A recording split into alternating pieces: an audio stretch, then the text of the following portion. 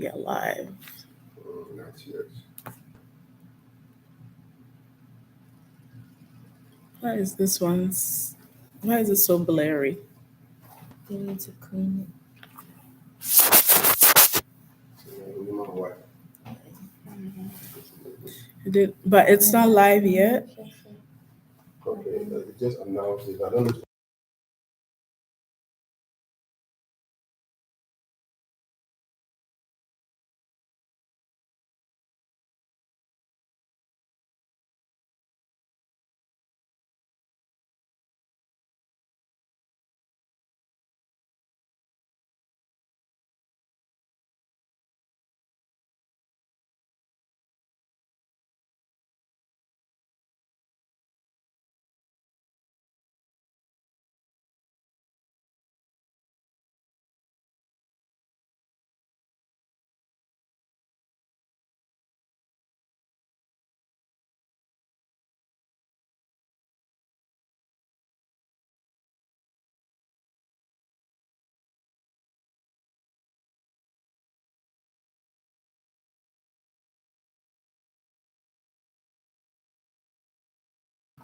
Yes. Hello, everyone. I hope you can hear me now. Mm-mm. Can you hear me? Okay. I heard you a few seconds ago. Okay, that's awesome. That is awesome. Okay. All right. Well, I'm so glad you can hear me now.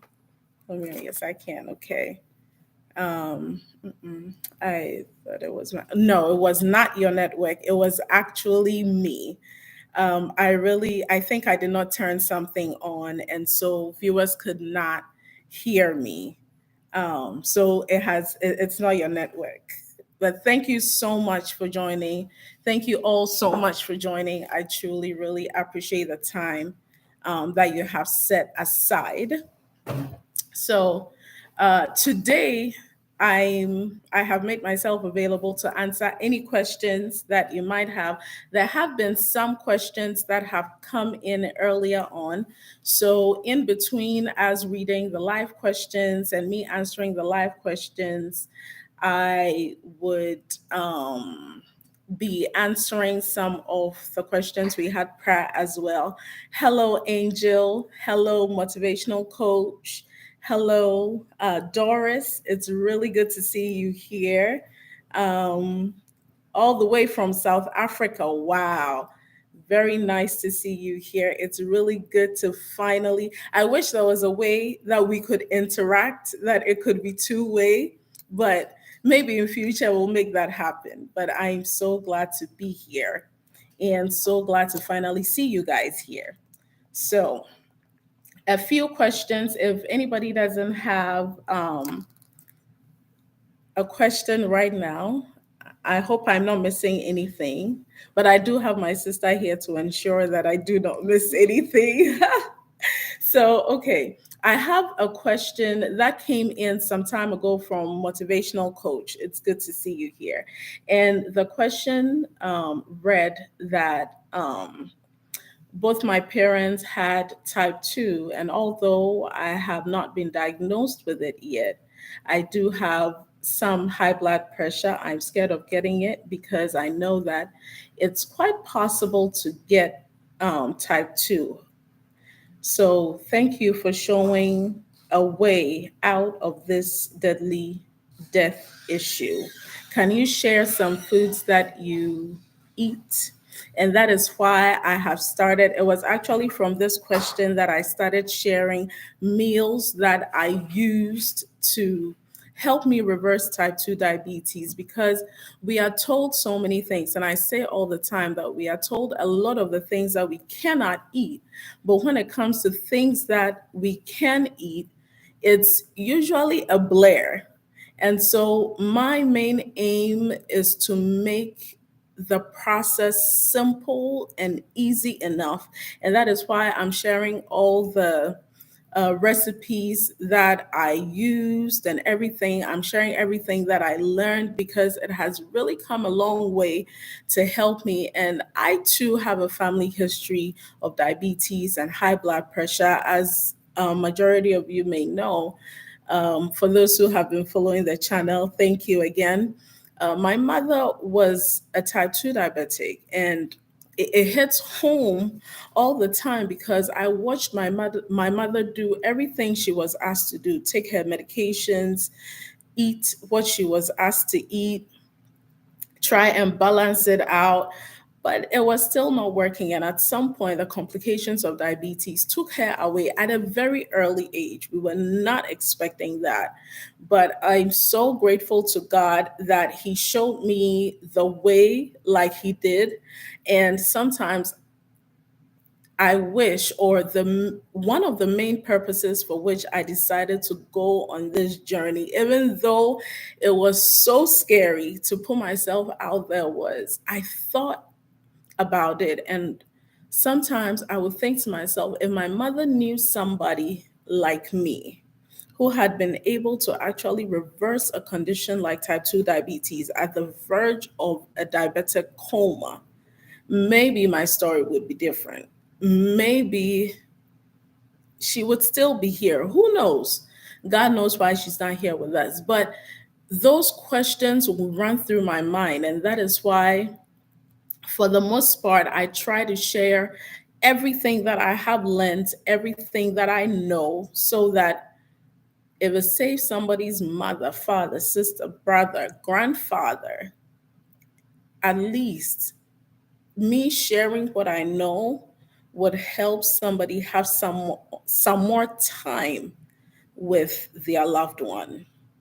And that is why I do what I do. I know many a time I'm asked a lot of questions, some not so nice, some also nice. And that should tell you how much I appreciate those of you who encourage and support me in this journey, because it is not easy to put yourself out there and have, people just nitpick at things that you have said. So one of the days, just to deviate a little bit, one of the days I made a video about high glycemic index fruits that if you are insulin resistant or if you're type 2 diabetic, you should try to avoid. And the words are try to avoid. And I mentioned papaya, I mentioned watermelon, I mentioned pineapple, I mentioned dates, and there was another one. So papaya, pineapple, watermelon, dates. Those fruits have very high glycemic indexes, even though they have the fiber if you eat the whole fruit. But the thing is, most of the time when I say try and avoid them, people take it in the context of don't eat them. I'm not saying do not eat them. What I'm saying is, because you're insulin resistant and because you're type 2 diabetic, the rate of absorption of these fruits, and most of these high glycemic index fruits, it is basically simple carbs and sugar. They are made up of glucose and sucrose, or is it fructose? Fructose, glucose and fructose. And those types of sugars get absorbed into the bloodstream very, very quickly.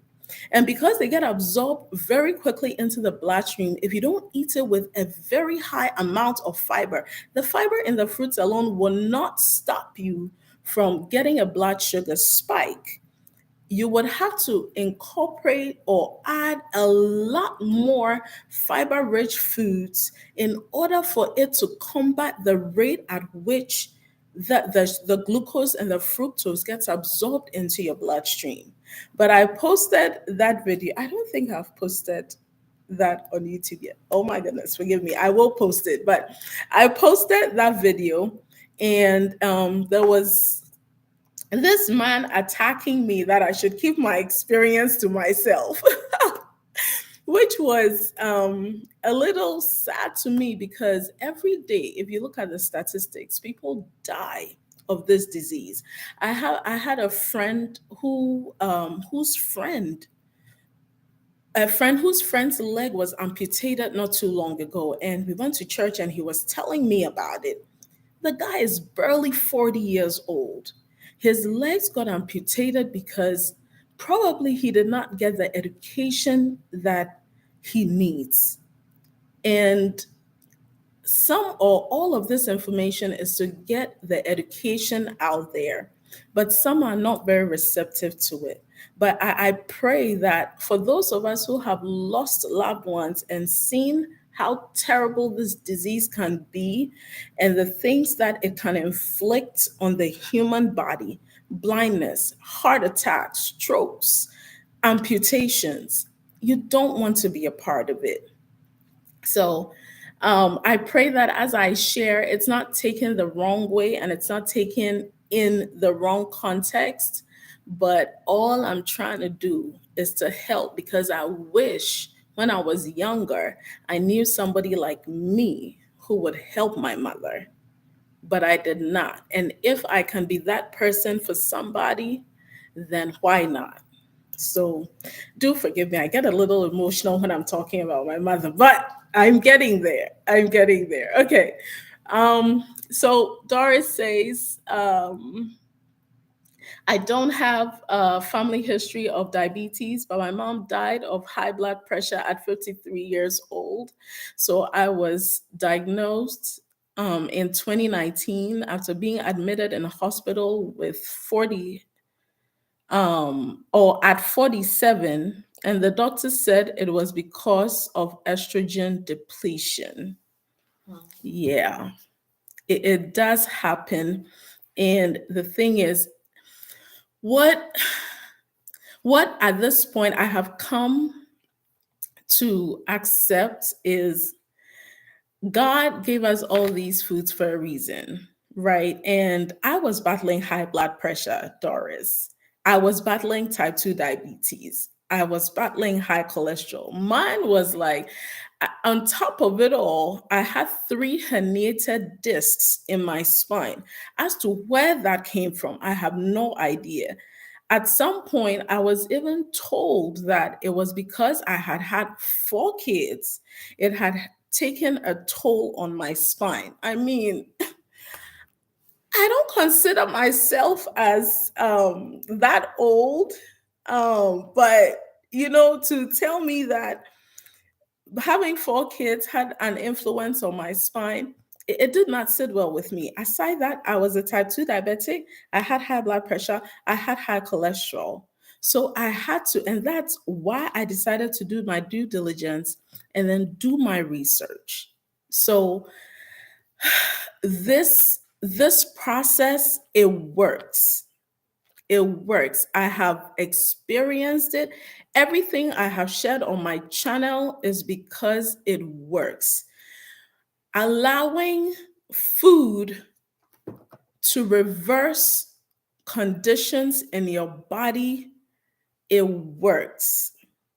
If if not for anything at all, just know that one time I read a statement that said the best medicine is not found in pharmacies, it's found at the grocery section in the grocery stores where you can find actual whole food items to buy.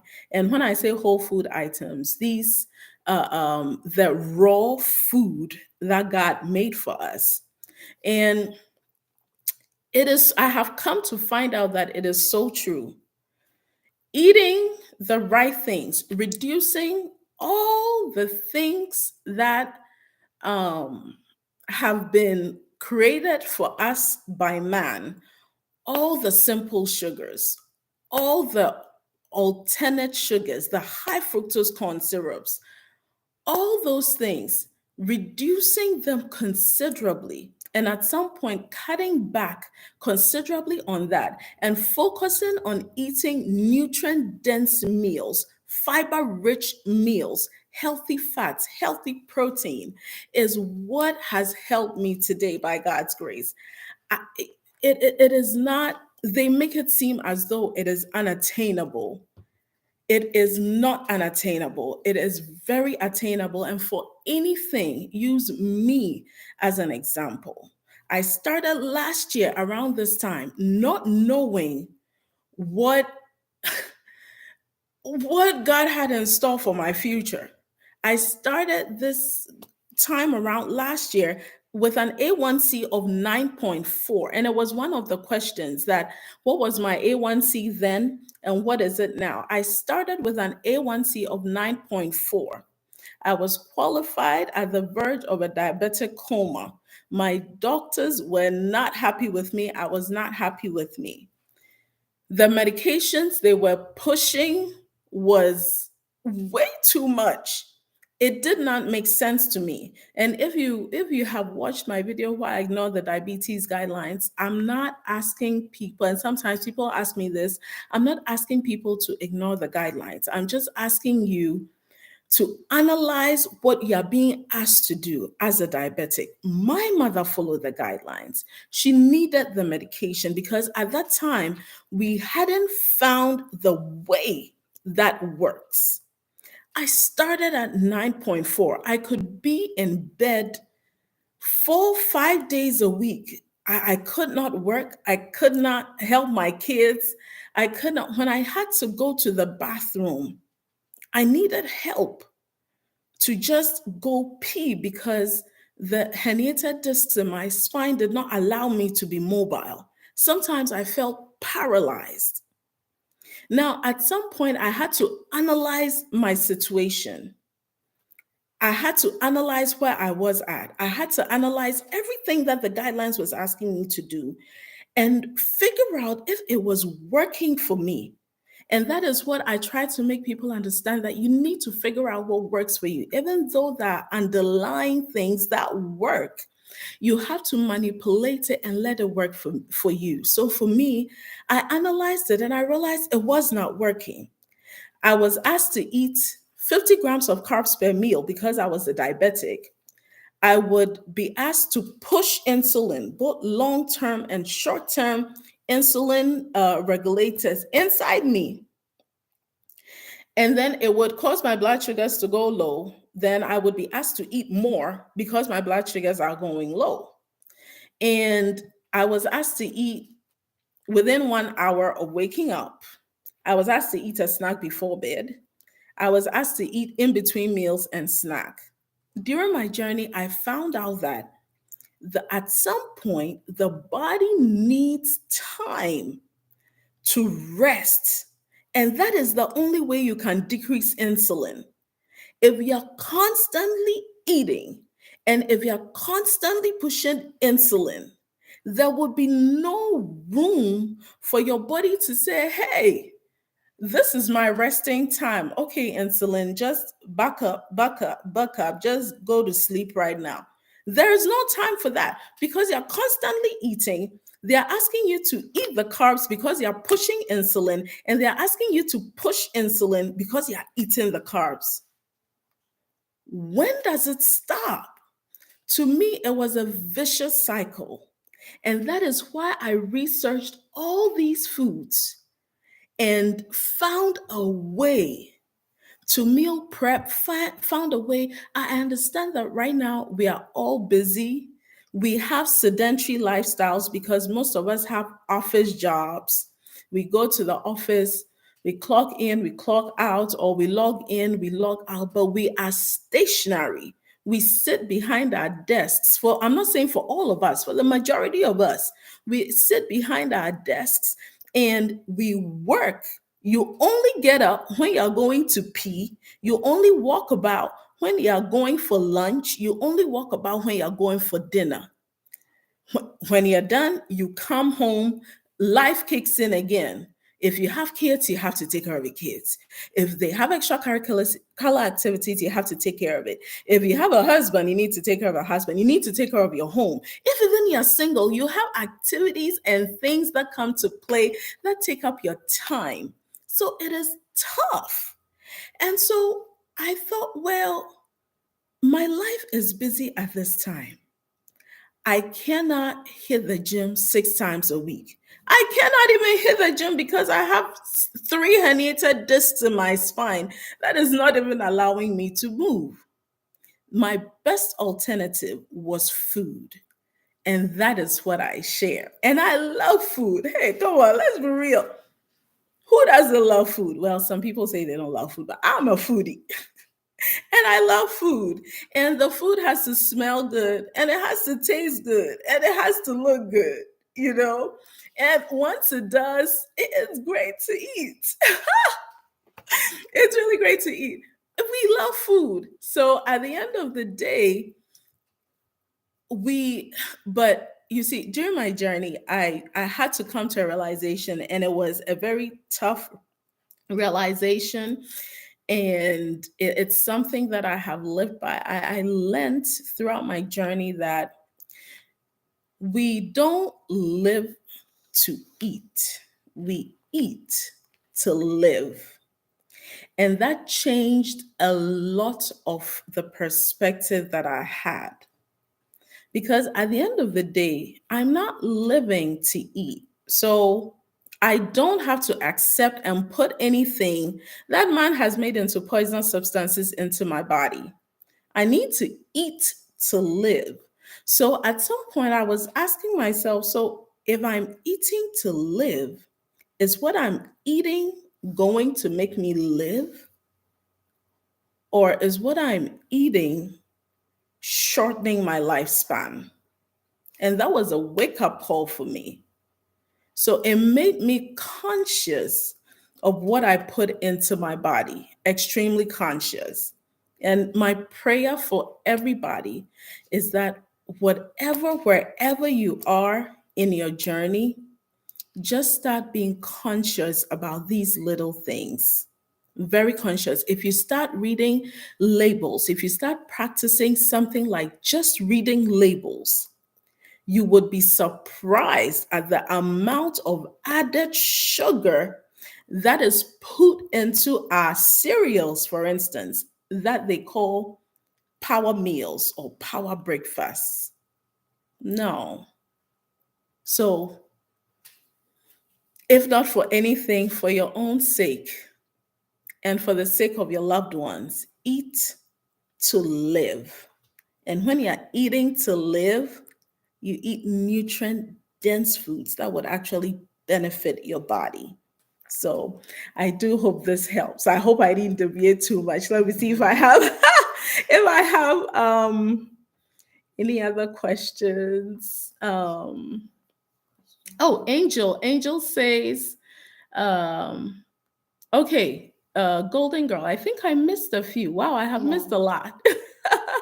Okay.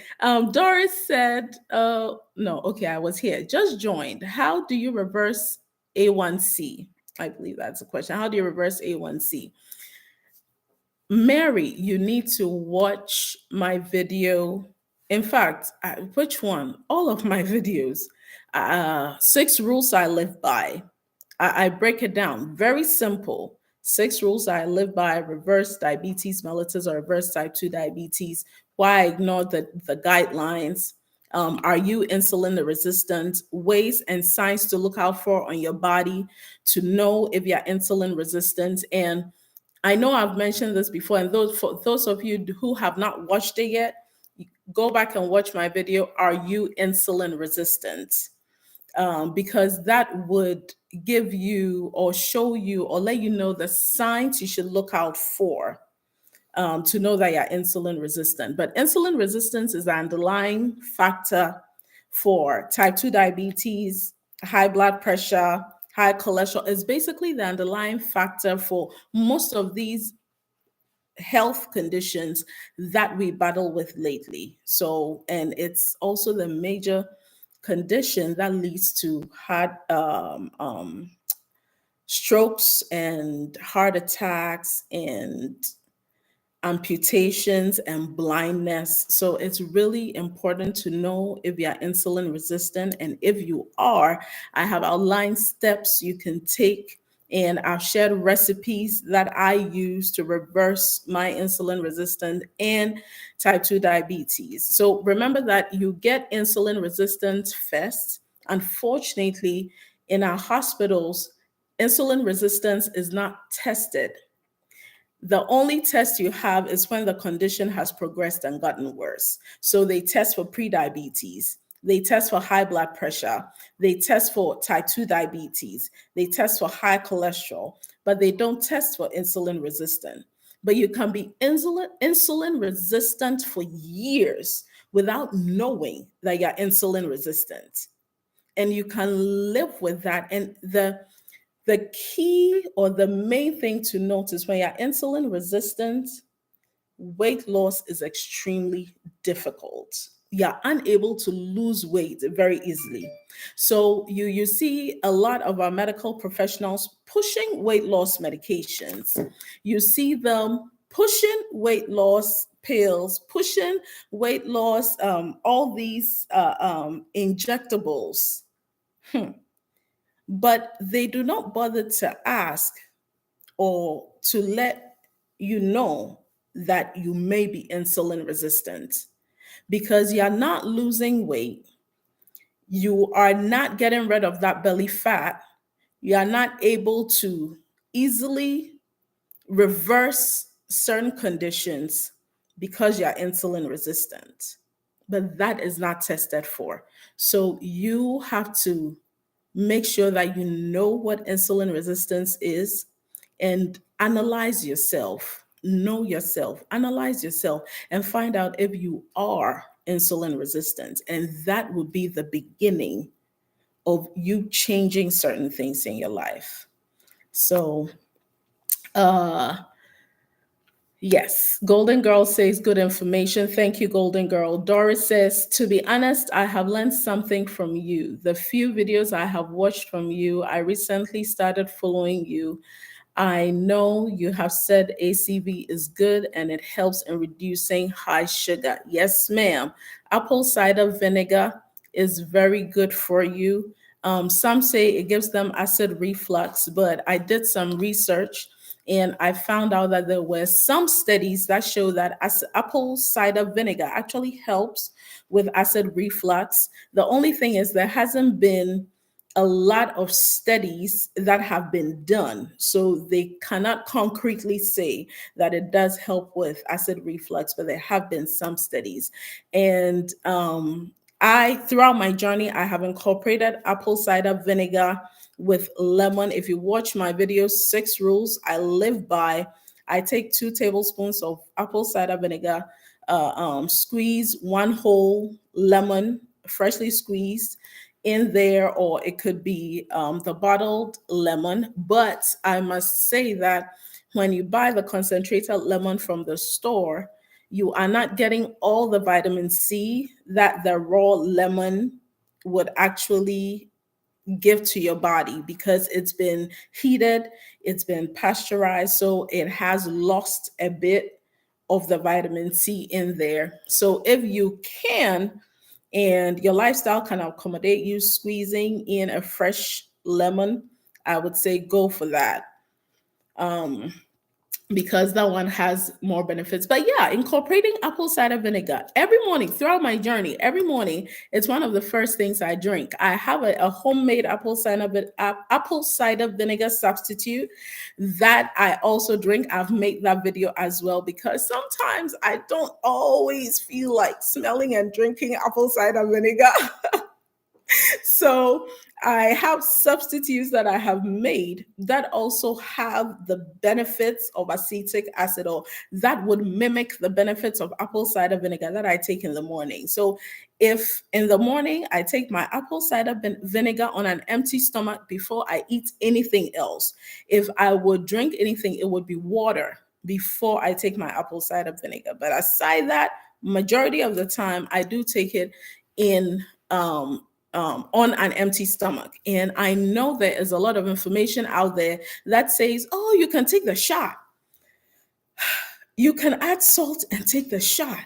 I don't know why anybody would give that information because Studies and research has shown that if you do take a shot of apple cider vinegar, it is way too strong. The acid is way too strong for even for your tummy walls. So even though you're trying to do something good for yourself, you're doing your tummy walls and just a lot of the things that go on in our body that we do not see a disservice by drinking a shot. So please do not take a shot of apple cider vinegar, mix it with 8 ounces of water. Sometimes I mix it with 12 ounces of water. I put a straw in it. I put the straw almost close to my throat and I chuck it in. Whatever works, it has to go. So I just chuck it in. The days I don't feel like drinking apple cider vinegar, I have my homemade apple cider vinegar substitute, which I have shared the video on my channel as well. I drink that because that one is tastier and it smells better to a certain degree. So that one is easier to drink, but I interchange it. And even though I interchange it, I make sure that every morning I get my apple cider vinegar and my lemons in. Okay, I don't compromise on that because I have experimented a lot with myself. And during the days when I drank a little bit of apple cider vinegar mixed with water before any of my meals that had carbohydrates in it, I realized that the spike in my blood sugar was not as much as the spike in my blood sugar when I ate without the apple cider vinegar. So I know it works. At least I've tried it. All right. Um, Doris says, I really get bad heart with ACV. So, what can you recommend? Okay, so if the ACV gives you, I'm pretty sure it's heartburns, right? If it gives you heartburns, because it is pretty strong, I'm not sure if you have tried mixing it with a little bit more water, but if that is too strong for you, lemons are a great substitute for apple cider vinegar. The acetic acid in apple cider vinegar is almost the same as what is in the lemon. So if you substitute it with lemons, and that's why I made the apple cider vinegar substitute video and then the reduced blood sugar video, because I drink those interchangeably. I don't drink apple cider vinegar 7 days a week because it can be tough. Let's be real, it can be tough. You're trying to get healthy, but it can be tough. So instead of drinking ACV 7 days a week, I substitute. Sometimes I drink it 3 times a week, and then I drink my apple cider vinegar substitute or the reduced blood sugar substitute the rest of the week. Or sometimes I'll do 2 days of apple cider vinegar with the lemon, 2 days of homemade substitute, 2 days of the reduced blood sugar juice. So it really doesn't matter. As long as you are taking something in that helps stabilize your blood sugar, you are fine. So I hope that helps.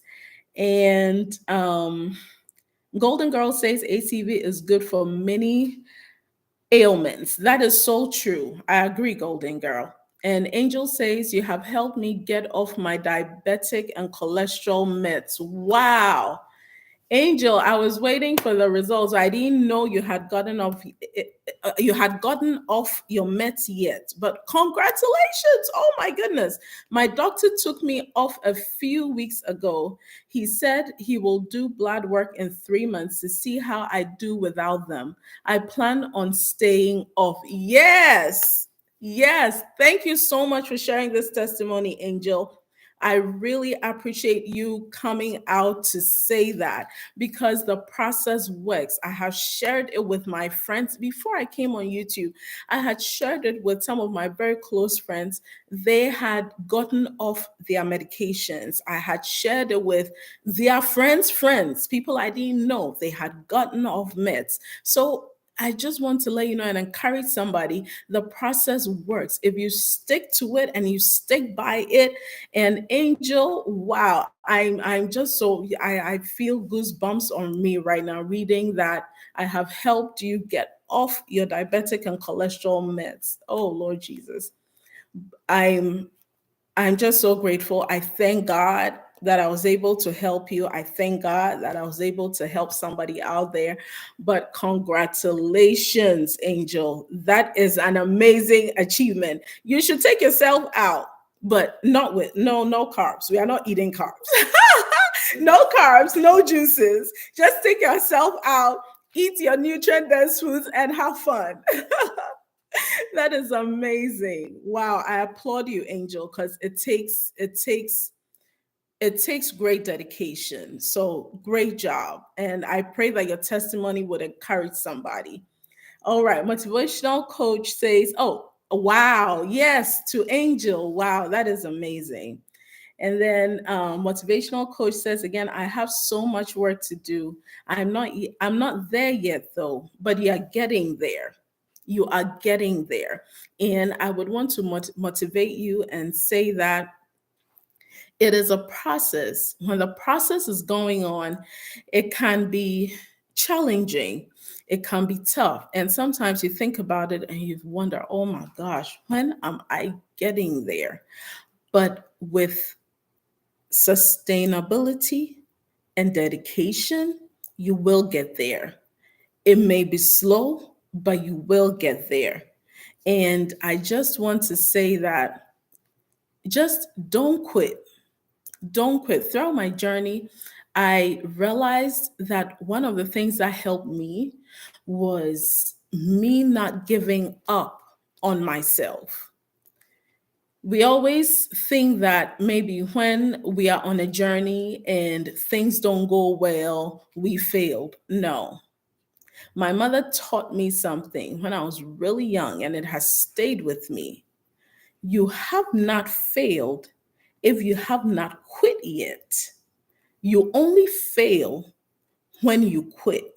So if you're on a journey, you will have stumbling blocks. You will go through the trials, you go through the tribulations, you go through the days when it's like, oh, I don't feel like doing this. I was there. I've been there before. It's like, oh, this is a lot. And I'm just trying to live. I'm just trying to, but in everything that anybody wants to succeed in, they have to be intentional about it. And once you're intentional about it, it doesn't matter how many times you fall. It doesn't matter how many times you are knocked down. What matters is how many times you get back up and keep going. And as long as you get back up and you keep going, no matter how that long road is, you will get there. And again, another saying from my mother, there is always light at the end of the tunnel. The process may be difficult, the journey may be long, the process may be tough, but as long as you know that there is light at the end of the tunnel, you got this. So you're not there yet, but we are getting there together and we are getting healthy together. All right. Okay. So the next question, or maybe not a question, a statement. Doris says, for me, I can't wait to go and be checked because my sugar levels have really gone down. Whoop, whoop. I wake up with 5.6, but some days 7, 6 most days. Wow, that is awesome. Are those your fastings? If those are your fastings, that is awesome. That is amazing. Wow. Wow. Good job, Doris. So I can't wait for you to get checked either. And when you get checked, remember to share it with us because that is good news. That is amazing, Doris. Wow, Doris and Angel, thank you. Thank you so much for everything, for the testimonials they are sharing. I'm just so humbled, and I'm just thankful to God right now that the little that I have to share, is helping people out there. Thank you so much. And Doris says, I went through that. Yes, the ups and downs, the cycles of pushing insulin, eating more, and then eating more because you're pushing insulin. Yeah, it's a vicious cycle nobody has to go through. So thank you for sharing your story. Um, Eric says, I don't know what the I don't is. Oh, someone had a question. Let me see. Um, okay. Okay, Freggy says, I am not on meds, but I feel tingling on my feet. What do I do? Okay, so tingling on the hands and feet is one of the symptoms of insulin resistance. So, what I'm going to say is you would have to go more rigorous on cutting out the simple sugars and the simple carbs and even the complex carbs. So, at the beginning of my journey, because I wanted to cut down on my A1C numbers and reduce sugar, I think that in one of my videos, I believe I mentioned that I cut carbs out completely. I cut out simple carbs, and I have explained the difference between simple carbs and complex carbs and the ones that can be found on each continent. I believe in the video that says week two, challenge week two. So if you don't know what the difference between if anybody on here doesn't know the difference between simple carbs and complex carbs, you can watch the video that says challenge week two. I think the truth behind or the truth about complex carbs, and it would explain the difference and the complex carbs that can be found, the simple carbs to avoid, and the complex carbs that can be found on each continent. So I would say, Freggy, cut out simple carbs, cut out complex carbs. And I know that it is sometimes not easy because we grew up on these carbs, right? And most of our meals are made up of carbs. But what I'll say is, if even you cannot cut it out, I would say that reduce the portion of your carbs considerably and incorporate more fiber. So, for instance, if you are eating, um, this is just an example of some of the foods I researched. If you are eating maybe bitter leaf stew, right, and fufu or benku or yam or cocoyam or whatever you're eating it with, eat more of the bitter leaf stew than the yam and the cocoyam because the bitter leaf stew has more fiber, it's more nutrient dense as against the yam and the cocoyam that is mainly carbs, right? So eat more. That's how I started. I started eating more of my sauces than eat more of the carbs that I eat with the sauces. In future, I know the videos are trickling in bit by bit, but I'm going to share a lot of these sources that I used. I'm still working at it. It's not easy working and making these videos. It's hard work. I commend YouTube creators because it's hard work. But I'm going to keeping on. I'm going to share all these sources that I used, and I'm going to find alternatives that can be found because I know that some in Nigeria and Malaysia have expressed to me that some of the foods that and even in Ghana, have expressed that some of the foods that I mentioned cannot be found where they are. So I'm still researching, I'm still trying to get the necessary information that I need so that I can bring you uh, um, good information. I can bring you substitutes for all the meals that I learned to create and how you can incorporate it into your meals. But wherever you are, increase your fiber intake. Increase your fiber intake, increase your healthy fats intake, increase your protein intake, and completely decrease your carb intake. And all these things I'm mentioning, I have gone in depth in majority of my videos, even the food videos that I have shared. So just watch them, listen to them, get as much knowledge as you can, and then just find a way to incorporate it into your lifestyle as I find a way to share all these meals and all these foods and all the processes that I used to help me and are still helping me till today. So I hope that helps, Doris. If Oh, that's Freggy. Yes, I hope that helps, Freggy.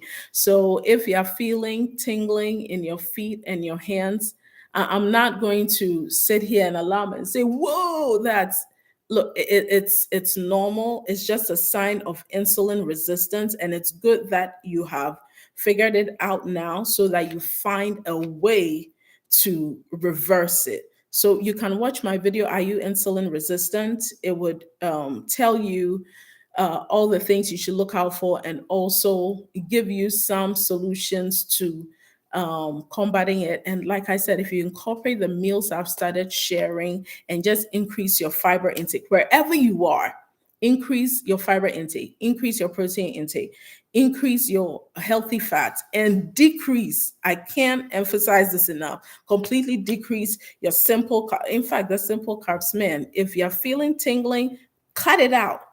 Cut out the simple carbs. That means no ice cream, no chips, no donuts, no muffins, no cakes, at least for the next 3 months, and see how. I know it can be tough because it was tough for me. But the days when I found myself tasting it a little bit, I made sure I took that fiber in. Okay. And as you are tasting it, don't overdo it. And that's why I usually say try and avoid it, because sometimes when you taste it, that's what gets you into trouble. So try and cut down the simple carbs and the complex carbs as much as possible so that, we can reverse this insulin resistance. And very soon you'll be sharing your testimony in Jesus' name. Amen. Amen. All right. So another question. Okay, Doris is asking, Miriam, have you experienced foot burning? If yes, how did you deal with that? Um, so I did not experience burning per se. I experienced tingling, like Freggy is experiencing.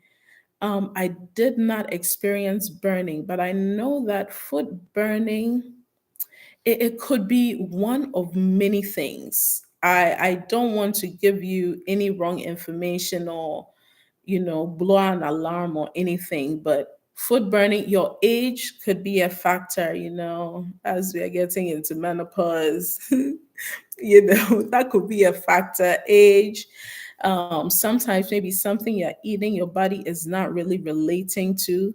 I have not read any research that talks about foot burning as part of being insulin resistant, unless I missed it.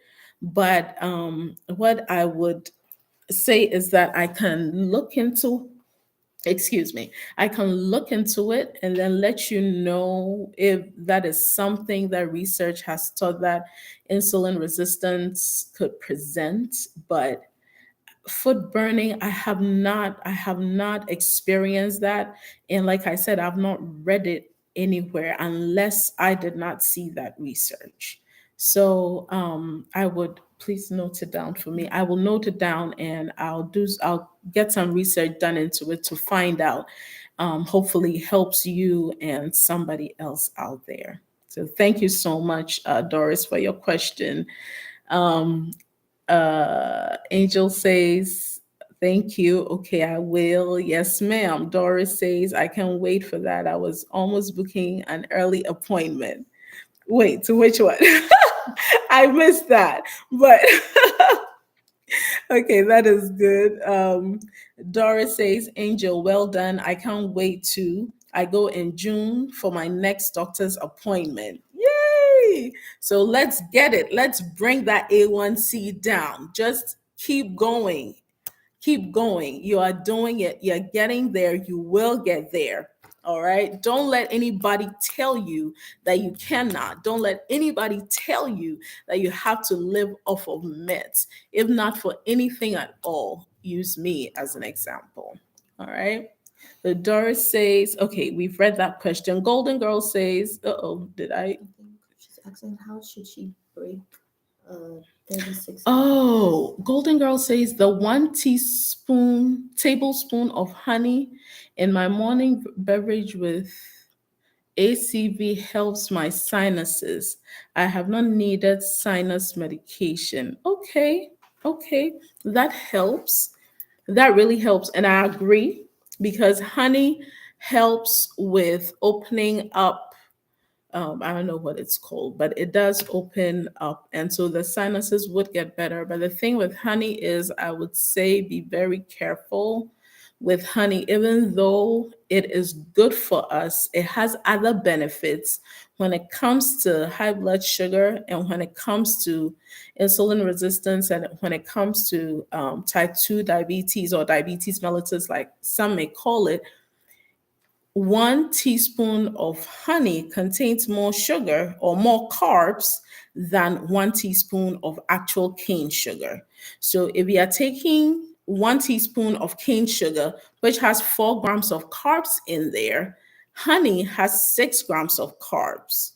So honey does have other health benefits, and I've used honey several times in the past before, not when I started my journey though, but in the past I used honey because of all the other benefits.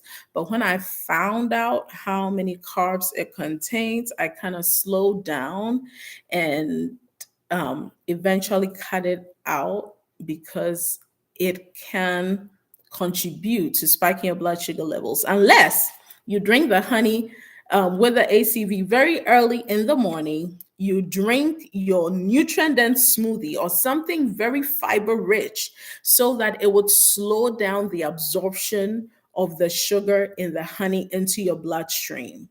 That would be very good.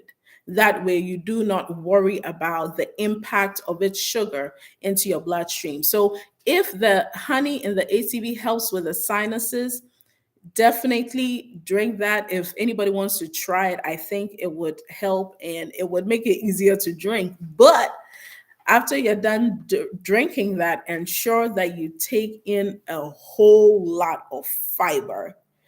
And if I say a whole lot, any of these smoothies that I've shared, except the one with the milk, except the one with the almond milk, all the nutrient dense, fiber rich smoothies and the salads and all the other foods that I have shared that are fiber rich, incorporate that after 30 minutes after you have drunk the ACV. And I believe the ACV itself will slow down the absorption of the honey, the sugar in the honey into your bloodstream. But just to be on the safer side, during your first meal, top it up with some nutrient dense, fiber rich foods, and that would really help. So thank you, Golden Girl. That was a very good point. Golden Girl says, congratulations, Doris. Freggy says, I now get 103 mg in the mornings. Woohoo! But after eating, sometimes 120, other times less than 100. That is great, Freggy. You are getting there. You are doing it. You want to aim for less than 100 mg in the morning because I believe the normal is between, is it 60 and 100 or 80 and 100? One of the above is true. Don't quote me on that. But yeah, you need to ensure that your your fastings are below 100, and then the readings after you eat look great. 120, that is amazing. 120 after, because 2 hours after you eat, it has to be below 120. 1 hour after you eat, it has to be below 140. So girl, you're on track. Keep it up. I'm super proud of you ladies. I'm so proud of you ladies. You have no idea. But 103 is a great number. Keep keeping at it, and boom, by the time you realize, and I want to emphasize that as we are going slow because we want to be able to incorporate it into our lifestyle, and we want to be able to sustain what we have started. So don't make it too difficult for you. Do what works for you, but then be intentional about incorporating all these things that would help regulate and reduce your blood sugar levels. That is amazing. As we are going on, guys, if you haven't liked, please hit the like button, because I understand that really helps YouTube to know that the event was liked and all of that. I'm still trying to figure out how it works. But please like if you have not liked yet. I would really appreciate it. It would help support the cause. So do well to hit that like button. Okay. Doris says, thank you, Golden Girl. And Golden Girl says, good job, Miriam. Motivational coach says, thank you. You're glowing by the, oh, thank you, motivational coach. I'm trying. Doris says, wait, did I skip? I think I skipped again. Oh my goodness. Okay. Let me see that. Okay. Golden Girl says, congratulations, Doris. And then we read Freggy's statement. Freggy, don't forget to give us an update when you check in June. I would love, love, love, love, love to hear about the results and how the journey is going so far. So if you haven't joined our challenge yet and you want to reduce A1C, do well to join our challenge. We are getting into week 3. This is our second week, so it's still early. Join our challenge and let's bring that A1C down. We are getting healthy together. All right. Doris says, yes, that's my fasting. Okay, so the 103 is the fasting. We want to work at bringing it under 100. 103 is still very great, by the way. Let's work at bringing it under 100. And let me give you one tip. The one of the things to help bring it down to 100 or below is actually ending your eating by 4 p.m. So we are working our way there, and it's part of our week 3 challenge that we are going to end eating. We are going to start with 5 p.m. and then we would increase to 4 p.m. But um, if you want to really do this and get it down under 103, try to be done eating by 4 p.m. It would make a huge difference. Don't even drink any smoothies when you're done or anything like that. Just every meal should be done by 4 p.m. And when that is done, when let's say 30 minutes or an hour after you are done eating, drink about 1 to 2 tablespoons of the apple cider vinegar and the lemon water, and then just chuck it. That would help regulate your blood sugar levels, so that during the time when those of us who are or have been insulin resistant before or trying to reduce blood sugar, during the morning, there's something called the dawn phenomenon. During the morning, around 4 a.m. and 8 a.m., I believe, the blood sugar spikes because our body is trying to give us energy, enough energy to wake up. For those of us who are insulin resistant, because our insulin is not able to combat our blood sugar, it's very difficult for the insulin to work hard enough to reduce that blood sugar below normal. So what you want to do is you want to have as minimal amount of sugar and carbs in your bloodstream by the time it's 4 a.m. And so try to be done eating by 4 p.m. so that by the time it's 4 a.m., your body would have had about 12 hours of rest. And by the time when, even though you are asleep, when your body is trying to give you the energy to wake up, your insulin would have enough or would not have enough carbs to try and fight your blood sugar down. So remember the dawn phenomenon. You can Google it and then see what it is. I hope I explained it properly, but that is the main reason why, even though your blood sugar is normal during the day, when you wake up in the morning, your fastings will be high because of the dawn phenomenon. Okay. So I hope that helps. And yes, the rest, Doris says, Yes, that's my fasting. Yes. Motivational coach says thank you. Yeah, glowing. Thank you. Golden Girl says good job, Miriam. Doris says at Golden Girl, thank you. Golden Girl says, how should I break my 36-hour fast? Okay. The 36-hour fast, ensure that you break it with something nutrient dense or rich.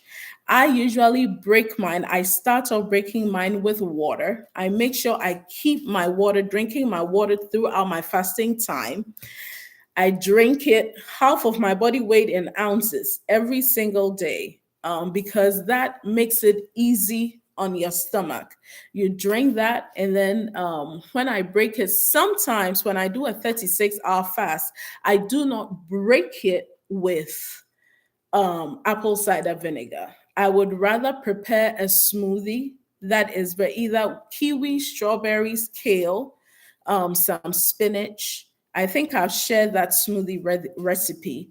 Um, just blend that all together and take sips of it, because 36 hours is quite a bit of time to fast. You don't want to introduce anything that would be too vigorous for your tummy to digest when you take it in. Some people say fiber is not the best option, but I have tried that and it really hasn't bothered me. My gut thanks me most of the time. So that is good. So I was thinking of keeping this to an hour. Let me see. I just have a few more. Okay, let's just go through that. But I think this will be it. I am planning to have more of these live sessions, and hopefully, we are trying to find a way where we can get a platform that would be interactive. And that's why when you go to reverdia.org, we ask for the emails for those who are doing the challenge, so that when we're able to get a platform that is interactive, or if we decide to use Zoom, we would actually use the emails to log people in. So if you have not left your email yet, do well to go put it in on reverdia.org, so that we will have, and that link has been shared on our community page. So so that we would have it, and then when the time is up, we would know how many would be participating in our live interactive sessions. I think that would be so much fun. All right. I think someone has a question. Oh, someone had another question. Okay, one last question. Jesu Omotola says, Okay. how can she add more flesh? Oh, as in, how can you, She gain Omotola? You weight. said, how can you gain weight? Actually, it is. I think you asked me that question some time ago, and I did some research into it. You can actually gain weight when practicing a low carb diet. And what I found that works is that you see all these nutrient dense and fiber rich foods and protein rich, healthy fatty foods that I have been sharing. You don't have to necessarily do a long, prolonged fastings. You can keep a very low carb diet, ensuring that you cut out especially your simple carbs. You can keep a very low carb diet, increase your protein, increase your healthy fats like avocados and nuts and seeds, increase your fiber intake, and you will build that muscle. You will build that lean mass. Because at the end of the day, people say when you want to gain weight, you have to be on a carbohydrate diet, but it's not always the case. If you want to gain weight, which is muscle, you would have to be on a lean protein diet, right? And healthy fats diet. But if you want to gain weight that is fat, you can get onto a carbohydrate diet. So you can actually get or gain weight with this low carb, nutrient dense meals that I've been sharing. The only thing is, the best part, you can eat, because you're not trying to lose weight, you can eat as much of these nutrient dense foods without, having to think about it, because you are trying to gain lean mass instead of lose any fat that you do have, right? So still incorporate, practice a low carb diet, because you're trying to reduce blood sugar, cut down your simple carbs significantly, cut down complex carbs significantly too, because complex carbs without the fiber is basically the same, because most of these complex carbs, I explained that in the week 2 challenge. Go watch it if you have not. Complex carbs don't have enough fiber to combat the simple carbs and those complex carbs that they advise us to take. So comparatively to the simple carbs, it is better, but when eaten alone, it is not so better or good for us. So I hope that helps, Omotola. Just use the nutrient dense foods, use the protein, use the healthy fats, and you gain some good lean mass. Don't do too much of intermittent fasting because that will cause you to lose weight. Just reduce your carbs. So for you, instead of intermittent fasting, you may have to cut out 80 to 90% of your carbs. All right. And then increase the rest except carbs. All right.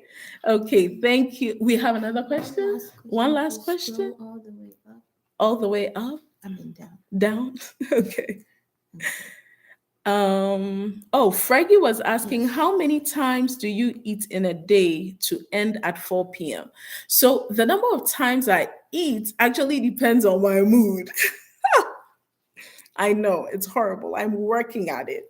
But the number of times that I eat, it depends on the day. So I give myself weekly challenges like I've started giving you now. Very soon we'll be doing it together, but I do more intensive challenges. But before I started the intensive challenges, I started with building the lifestyle, just like I've started teaching you. So what I do is, let's say in a day, sometimes I can say, look, I'm fasting for 22 hours every day for that week. Hmm, I don't always stick to it. So for maybe the first 2 or 3 days, I ate within a 2 hour window. Now, within that 2 hour window, I combine all my 3 meals and I eat it, which is really bad listening to it, but that is what works for me because I don't want to get hungry by the time it is 7 p.m. or by the time it's 8 p.m. And many a time when I do this, I ensure that I am eating the nutrient dense foods. I don't eat salads all the time. Mm-mm. I don't drink smoothies all the time. Mm. But I ensure that even if I feel like eating a little bit of complex carbs, I will still drink my smoothies and I will still eat my salads and I will still eat everything else that I need to take in to make me better. So the number of times depends on my mood for that day. If I've given myself a challenge that this week I'm going to fast 22 hours every day, and I wake up that morning and I'm super duper hungry, I will break my fast early. I'll probably eat between 9 a.m. and 2 p.m. that day. And by the time I go through 5 hours of, eating almost every hour, I will be okay. But I will make sure that I don't eat the simple carbs and the complex carbs. The number of times you eat doesn't really matter if you are eating the right things. The number of times you eat does not matter. And I'm going to emphasize on that. It does not matter if you are eating the nutrient dense, the fiber rich, the high protein, and the healthy fats. It would not matter. But if you're looking to gain, if you're looking to lose weight, yes, it would matter. You would have to keep your caloric count to, under 2,000 or under 1,800 or under 2,200, depending on how much weight you want to lose. And that is why I want to do these sessions where I can interact with you, because so many factors contribute to how many times you can eat, your activity level for the day, the time you are breaking, the time you're starting to eat. And so I don't want to give you a clear cut answer that, oh, yeah, you have to eat. I eat 5, 6 times a day. No, my 5, 6 times a day may be smoothies and wraps in between with probably a whole chicken pizza, like the pizza I've shared. Sorry, forgive, but I do that sometimes. I make the pizza and I finish it because it's zero carbs. Oh Lord, that was so bad to hear, but I do that, and So the number of times I eat, it really doesn't matter because I know I'm eating the right things. I eat depending on my mood. I know it's horrible to hear, but yeah, that's what I do. But I hope it helped. I hope this information helped.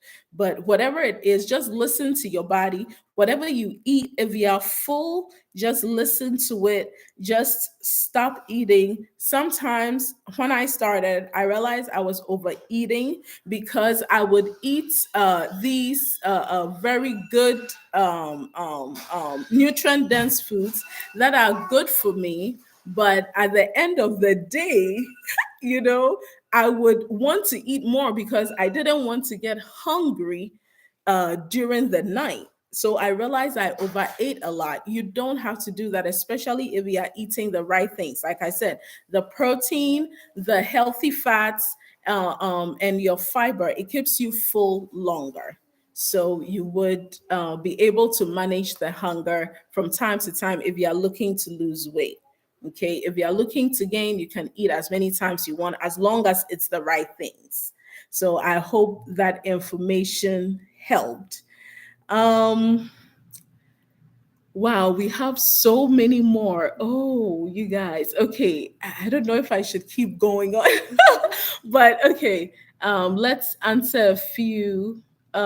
Is 1, 2, 3 after eating a good number? Uh what is 1, 2, 3? Mm, um, okay, Frankie, can you explain that a bit further? Is 1, 2, 3 after eating a good number? And then please explain a little further. I'll come back to that. And then Doris said, Frankie, my experience with sweets.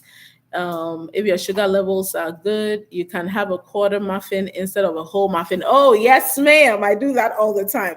When I finally reversed type 2 diabetes after going through all these challenges and doing everything that I've been sharing on the channel, I would incorporate it in um not half a muffin, but a quarter muffin, a quarter donut, a quarter here, a quarter there. But I always remember to take in my fiber. And like she said, if your sugar levels are good, you can do that.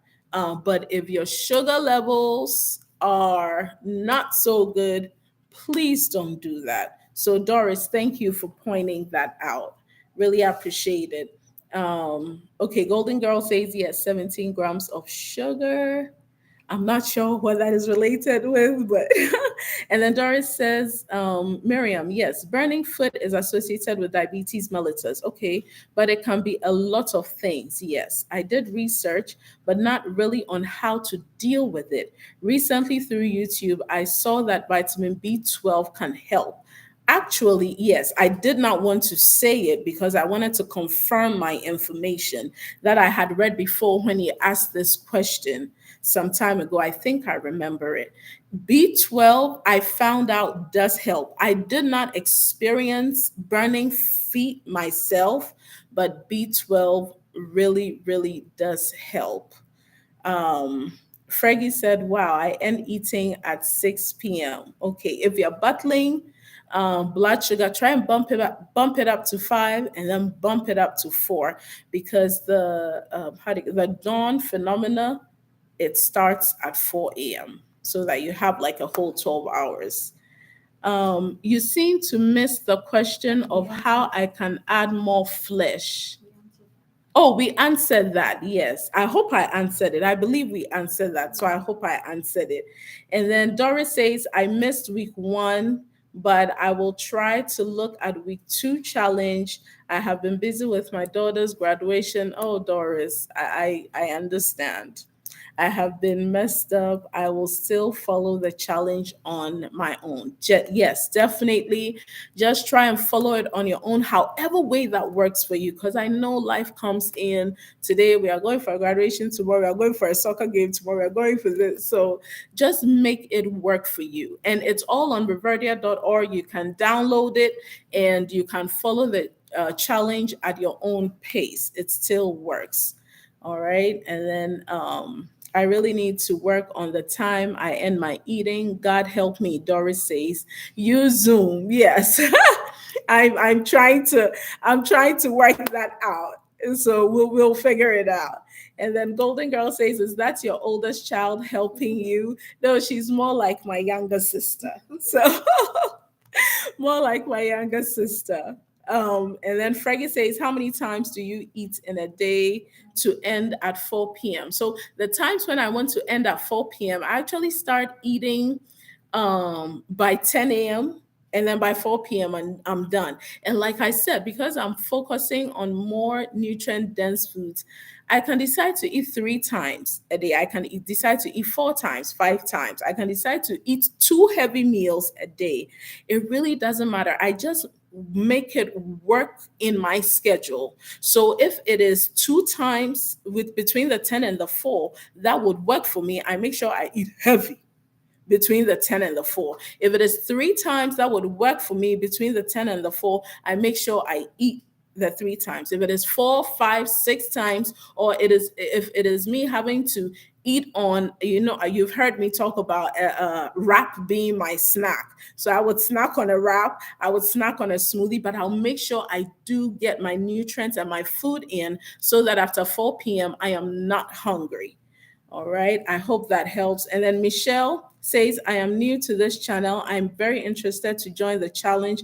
Where can I go to get registered?" So when you go onto my page, you click on the when you click on my picture, it'll take you to my page. You click on the community tab, and then under the community tab, you will see all the challenge from week 1, which I believe will start at the bottom because the newest challenge is at the top. But we are still in week 2. Next week is when we are starting week 3. I will post the instructions for week 3, and we would get it going. But while I'm here, I might as well say the challenge for week 3, right? So, week 3, basically, what we are doing, week 4, I have a more intense challenge for you. So, week 3, what I want us to do is for those who have not downloaded it, go onto the community page on the home page and then scroll through to the bottom. You will see week 1. I think Golden Girl said she also had not seen week 1.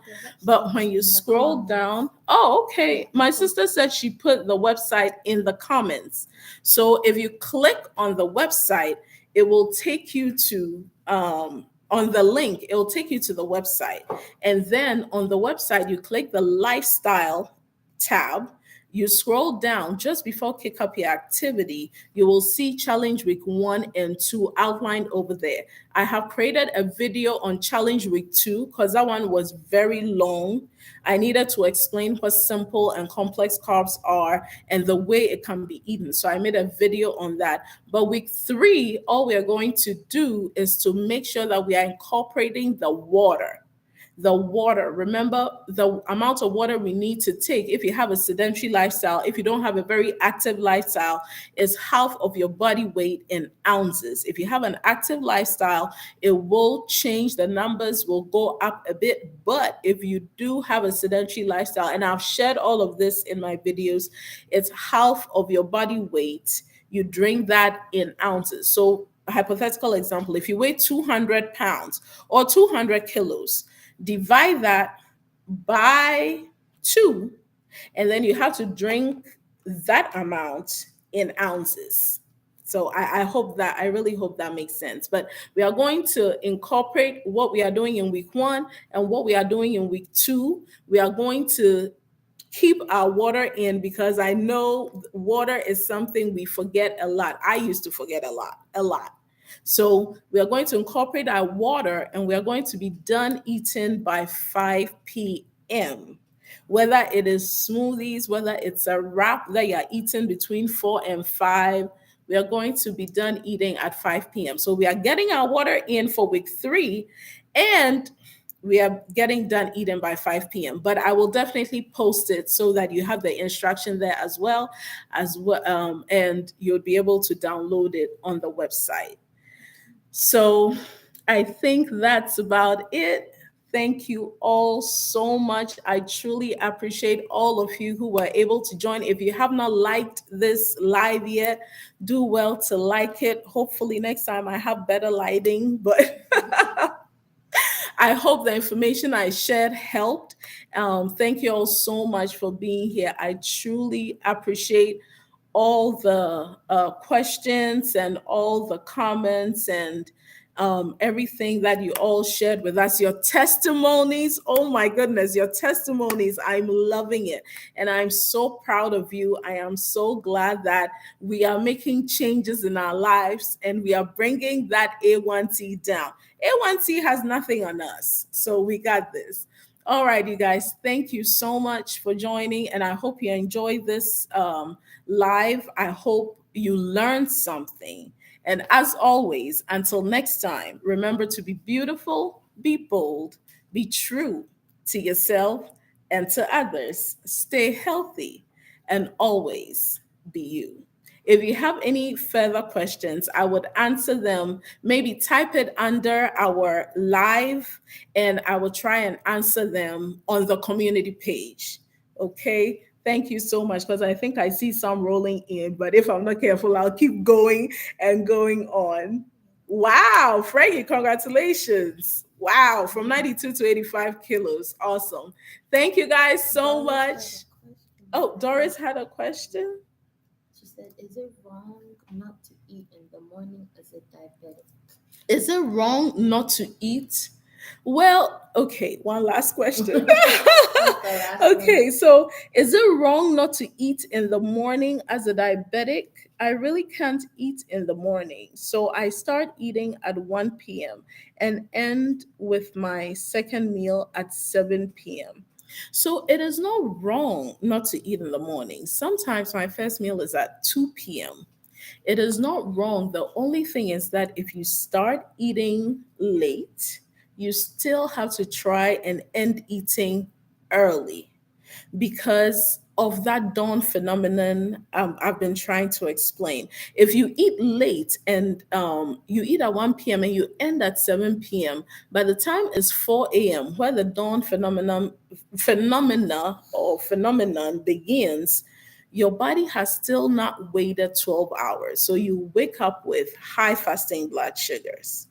So I would suggest that if even you eat at 1 p.m., and that's what I was doing, if even I ate at 2 p.m., I ensured that my last meal was at 4 p.m. And that's how come I could eat 3 meals in one meal because I wanted to consume everything I wanted to consume before the 4 p.m. was over. But then again, I made it work for my schedule. So just look at your schedule, let it work for you. But if you can, try to be done eating at 4 p.m. Or if even you can't, try 5 p.m. Even if you start eating at 1 p.m., try ending eating at 5 p.m. and see how different it would be or see if it will make any difference. If it doesn't, then you have to bump it up to 4 p.m. All right. So, ladies, we got this. We got this. Thank you all so much. I know I've signed off a number of times, but I had to take I had to take those questions. So do forgive me. And I can't wait to see you all on the community page. I can't wait for us to begin our Zoom sessions by God's grace or wherever platform that we use. But I'm so grateful for you all. Thank you and have a great rest of day. And for some of you, have a very good night. Bye.